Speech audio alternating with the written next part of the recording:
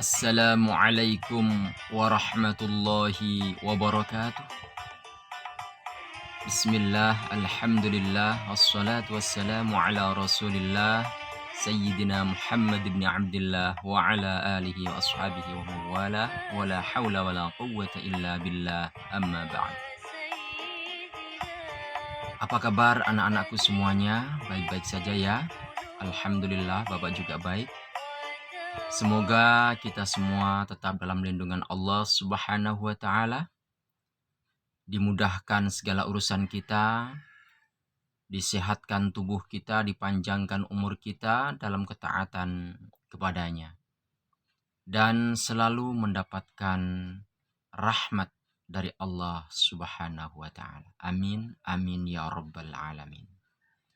Anak-anakku yang Bapak sayangi dan Bapak cintai, yang ketiga yaitu Al-Qayyum, Maha berdiri sendiri. Jadi Allah Subhanahu wa Ta'ala itu tidak membutuhkan bantuan dari makhluknya, ya. Tidak butuh. Allah tidak butuh kepada makhluk, sedikit pun tidak membutuhkan, karena Allah Maha sempurna. Kalau Allah menghendaki kun jadilah, fayakun maka jadi. Dia Allah adalah pencipta alam semesta dan seluruh isinya yang dikerjakan dengan sendirinya. Semua ini diciptakan oleh Allah sendiri, tidak butuh bantuan pada yang lain. Ya, kalau Allah berkehendak, kun jadilah, fayakun maka jadi. Nah, sebagaimana dia juga mengurus seluruh makhluknya tanpa membutuhkan bantuan dari makhluk. Semua diurus oleh Allah Subhanahu wa Ta'ala tanpa membutuhkan bantuan dari makhluk.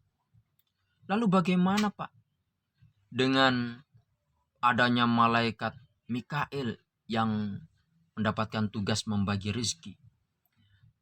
Itu bukan berarti Allah butuh pada malaikat Mikail, bukan. Akan tetapi Allah Subhanahu wa Ta'ala menciptakan malaikat Mikail yang diberi tugas untuk membagi rezeki. Bukan kok apa itu membutuhkan malaikat Mikail begitu, bukan. Tapi ketika Allah Subhanahu wa Ta'ala menciptakan malaikat Mikail, nah hikmah di balik penciptaan malaikat Mikail ini adalah bertugas untuk membagi rezeki kepada makhluk Allah. Gitu ya. Jadi Allah tidak butuh kepada makhluknya, tidak.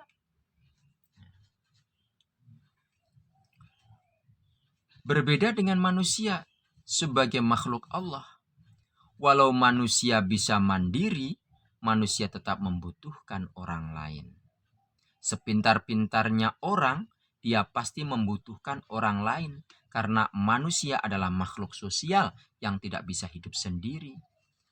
Jadi, sikap mandiri bagi makhluk Allah artinya tidak merepotkan orang lain. Beda ya. Kalau Allah itu tidak butuh pada makhluknya, berdiri sendiri, tidak butuh pada yang lain, karena maha sempurna. Sedangkan manusia, walaupun manusia itu adalah makhluk ciptaan Allah yang paling sempurna, tetapi manusia masih membutuhkan orang lain. Coba sekarang, baju ini saja, ya, kita butuh pada orang lain. Butuh siapa? Petani yang menanam kapas. Petani membutuhkan orang yang memintal kapas menjadi benang, ya, yaitu pabrik benang. Ya, orang yang punya pabrik benang. Pabrik benang pun membutuhkan orang yang menenun kain. Setelah jadi kain, ya, butuh penjahit. Setelah jadi baju, ya, ini butuh juga orang yang membutuhkan baju ini untuk memasarkan bajunya sampai kita beli. Nah, kita hanya baju ini aja sudah membutuhkan berapa orang baru baju, ya, belum yang lain, ya kan? Itu manusia. Ya, selalu membutuhkan pada orang lain. Gak bisa hidup sendiri. Baru lahir saja membutuhkan kasih sayang seorang ibu dan orang-orang di sekitarnya. Oke, anak-anakku yang Bapak sayangi dan Bapak cintai. Sekarang nama Allah yang keempat yaitu Al-Ahad, Maha Esa. Al-Ahad artinya Allah yang Maha Esa. Namun pengertian Esa bagi Allah bukan satu sebelum dua, bukan. Bukan kok angka satu yang bisa dibagi menjadi setengah dan seterusnya, bukan. Ya. Dia itu tidak beranak dan tidak diperanakkan. Allah itu tidak beranak dan tidak diperanakkan. Kalau Allah itu beranak, ya, itu bukan Tuhan dong. Nggak sempurna dong, menyamai dengan makhluknya. Allah itu maha sempurna, jadi nggak butuh dengan anak, nggak butuh bapak, nggak butuh ibu, nggak butuh anak, nggak butuh pada yang lain. Udah maha sempurna. Jadi nggak beranak dan tidak diperanakkan. Allah tidak dilahirkan. Allah sudah ada sejak dahulu. Ya. Sebelum segala sesuatu ada, Allah sudah ada. Dan tanpa permulaan. Allah itu tidak ada permulaannya. Ya. Adanya tidak ada permulaannya. Wujudnya Allah tidak ada permulaannya. Dari dahulu sudah ada dan tanpa permulaan. Kok bisa begitu? Akal kita nggak nyampe. Karena akal kita ini sebatas pengetahuan kita. Kita kan baru lahir kemarin. Ya enggak? Coba anak-anak. Tahun 1945 apakah anak-anak sudah lahir? Tentu belum lahir kan? Kita baru lahir tahun kemarin. Ya. Belum lahir kita ini. Ya. Baru kemarin kita lahir. Jadi pengetahuan kita ya sebatas yang kita lihat, yang kita dengar. Ya. Pengetahuan kita ini sebatas kalau ayam itu ya menetas dari telur dari ayam, ya, ayam menetas dari telur. Nah, itu aja pengetahuan kita. Berbeda dengan Allah Subhanahu wa taala. Ya, sudah ada dari dahulu dan tanpa permulaan. Akal kita nggak nyampe karena pengetahuan manusia adalah terbatas. Nah, kalau Allah itu ada permulaannya, ya nanti juga nggak masuk akal juga. Secara logika juga nggak masuk akal. Masa Allah diciptakan oleh Allah.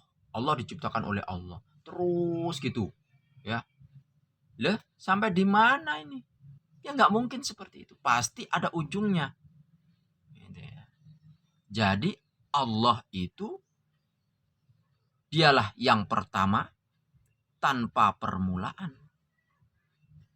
Jadi segala sesuatu ini dari Allah Subhanahu wa ta'ala. Dan hal itu dijelaskan di dalam Al-Quran. Kalau tidak dijelaskan dalam Al-Quran ya Bapak juga nggak tahu. Gitu ya. Wal awwal wal akhir wal zahir wal batin. Ya.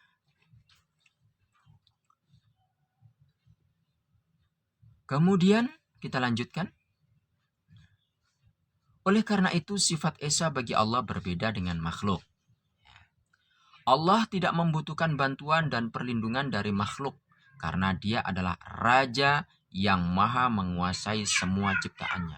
Jadi Allah itu Raja segala raja. Itu Allah. Raja manusia. Manusia ini ada presiden-presidennya. Ada raja-rajanya. Jin juga ada raja-rajanya. Setan juga ada raja-rajanya. Bahkan binatang pun katanya ada raja-rajanya, yaitu apa? Singa, si raja hutan. Nah, semua raja-raja itu di bawah kekuasaan Allah Subhanahu wa taala. Jadi Allah itu raja segala raja. Rajanya segala raja. Itu Allah Subhanahu wa taala. Jadi Allah Maha Esa. Berarti tidak ada yang setara dengan Dia dan tidak ada yang bisa menandingi kekuasaannya. Jadi Allah itu Maha Esa, yang artinya tidak ada yang setara dengan Dia. Yang sama dengan Allah itu nggak ada. Yang serupa saja tidak ada. Ya. Qul huwallahu ahad, Allahus samad, lam yalid wa lam yulad wa lam yakul lahu kufuwan ahad. Wa lam yakul lahu, dan tidak ada baginya kufuwan, yang serupa, yang sama, yang setara. Ahadun, sesuatu. Tidak ada yang satu pun, sesuatu pun. Tidak ada yang setara dengan Allah. Tidak ada yang sama dengan Allah. Karena Allah maha sempurna dan yang menciptakan segalanya. Allah Subhanahu wa taala berfirman dalam Al-Qur'an surat Thaha ayat 8. A'udzu billahi minasyaitonir rajim. Allahu la ilaha illahu lahul asmaul husna. Allahu la ilaha illa huwa lahul asmaul husna. Yang artinya, Dialah Allah, tidak ada Tuhan selain Dia, yang mempunyai nama-nama yang terbaik. Anak-anakku yang Bapak sayangi dan Bapak cintai, sekarang yang bagian B, mengimani kitab suci. Allah telah menurunkan 4 kitab suci, yaitu kitab Zabur, Taurat, Injil, dan Al-Quran. Keempat kitab suci ini dijelaskan di dalam ayat Al-Quran sebagai berikut. A'udzu billahi minasyaitonir rajim. Bismillahirrahmanirrahim. Ya ayyuhalladzina amanu aminu billahi wa rasulihi wal kitabi nazzala ala rasulihi wal kitabi alladzi anzala min qabl. وَمَنْ يَكْفُرْ بِاللَّهِ وَمَلَائِكَتِهِ وَكُتُبِهِ وَرُسُلِهِ وَالْيَوْمِ الْآخِرِ فَقَدْ ضَلَّ ضَلَالًا بَعِيدًا. Yang artinya, hai orang-orang yang beriman, tetaplah beriman kalian kepada Allah, Rasul-Nya, dan kepada kitab yang Allah turunkan kepada Rasul-Nya, serta kepada kitab yang telah diturunkan sebelumnya. Barang siapa yang kufur kepada Allah, malaikatnya, kitab-kitabnya, para Rasul-Nya, dan hari akhir, maka dia telah benar-benar sesat. Al-Quran surat An-Nisa ayat 136. Anak-anakku yang Bapak sayangi dan Bapak cintai, keempat kitab suci di atas, yaitu kitab Zabur, Taurat, Injil, dan Al-Quran, telah dijelaskan di dalam kitab suci Al-Quran. Oleh sebab itu, umat Islam wajib mengimani bahwa kitab-kitab suci tersebut berasal dari Allah Subhanahu wa taala yang diturunkan melalui malaikat Jibril alaihi salam. Akan tetapi, dari sekian banyak kitab-kitab suci Allah Subhanahu wa taala yang dijamin kemurniannya sampai hari kiamat, hanya satu, yaitu Al-Quran. Kitab suci Al-Quran. Allah Subhanahu wa taala telah berfirman, A'udzu billahi minasyaitonir rajim. Inna nahnu nazzalna dzikra wa inna lahu lahafizun. Yang artinya, Sesungguhnya kami, kata Allah. Inna, sesungguhnya kami.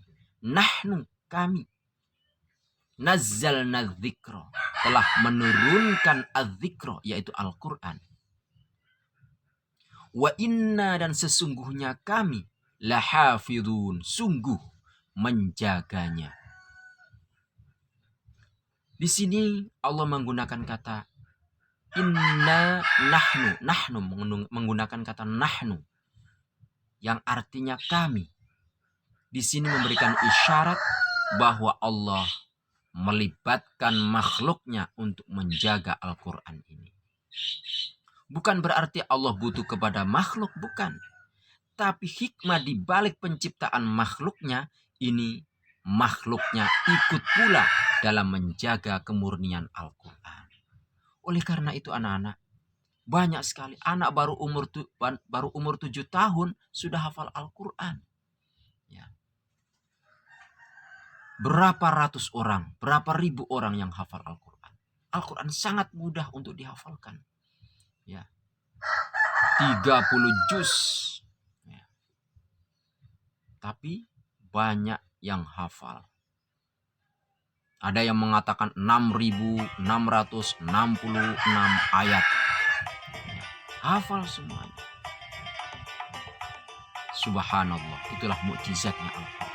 Luar biasa. Makanya ada orang yang baca Al-Quran, satu harokat saja salah, itu orang tahu. Satu huruf saja dikurangi, orang tahu. Gitu ya. Pasti ketahuan nantinya. Karena Allah sudah menyatakan di dalam Al-Quran seperti itu. Ini bukti kemukjizatan Al-Quran. Subhanallah. Allahu Akbar. Anak-anakku yang Bapak sayangi dan Bapak cintai. Sekarang yang C, ajaran kitab suci.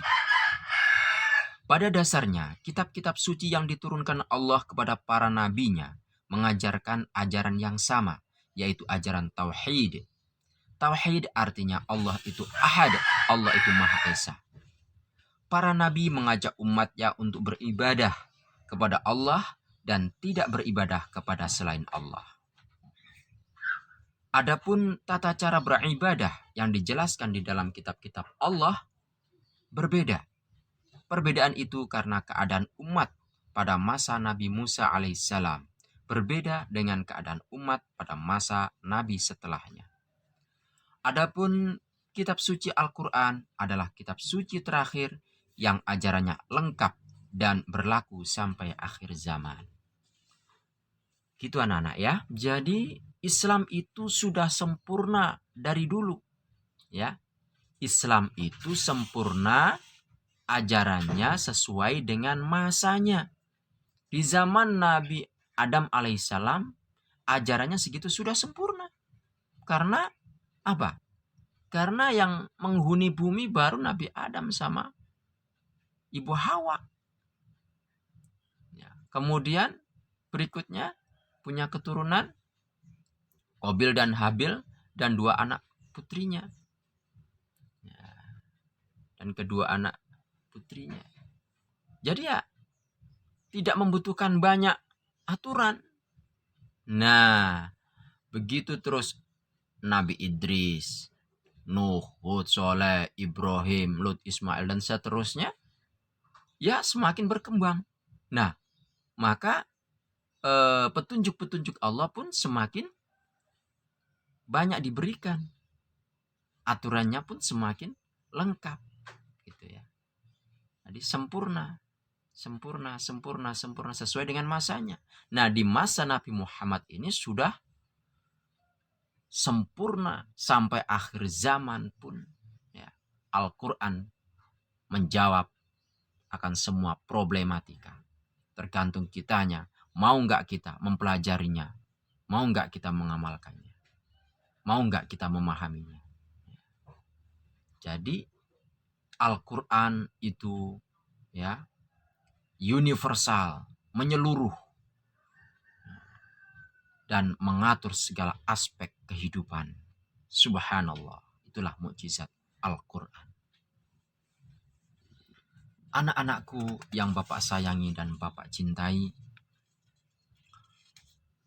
dalam sebuah hadis riwayat Imam Al-Hakim, baginda Nabi Muhammad sallallahu alaihi wasallam bersabda, "Inni qad taraktu fikum ma in i'tasamtum bihi falan tadillu abada, kitaballahi wa sunnata nabiyhi." Yang artinya, sesungguhnya aku telah meninggalkan untuk kalian dua perkara yang jika kalian berpegang teguh kepadanya, kalian tidak akan tersesat selama-lamanya.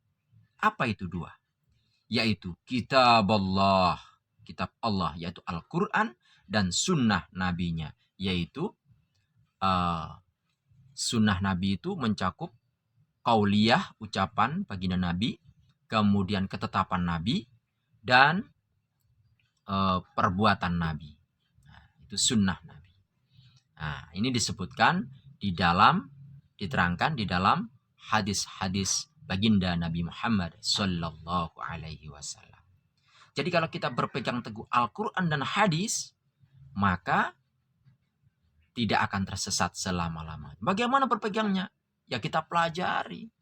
Kita harus menguasai bahasa Arab, ilmu nahwu, ilmu sorof, ya, kita menguasai asbabun nuzul, ya, kemudian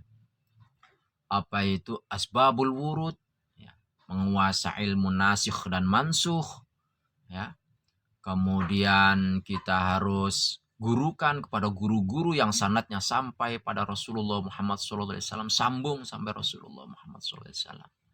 Ya, jadi tidak asal membaca Al-Quran dan hadis saja, tidak, harus kita gurukan, harus ada ilmunya. Ya, man arada dunya fa'alaihi bil ilmi, wa man arada al-akhirah fa'alaihi bil ilmi, wa man aradahuma fa'alaihi bil ilmi. Barang siapa yang menghendaki dunia, maka wajib bagi dia untuk mempelajari ilmunya. Dan barang siapa yang menghendaki dunia dan akhirat, juga wajib untuk mempelajari ilmunya. Dan kalau kita ingin selamat dunia dan akhirat, ya kita harus mempelajari ilmunya. Ada ilmunya juga. Ya. Anak-anak, mungkin sampai di sini saja yang bisa Bapak sampaikan pada kesempatan kali ini. Kurang lebihnya mohon maaf. Ya, kalau ada kebenaran itu datangnya dari Allah Subhanahu wa taala. Kalau ada kekurangan itu datangnya dari diri Bapak sendiri. Akhirul kalam, ihdinas siratal mustaqim. Wassalamualaikum warahmatullahi wabarakatuh.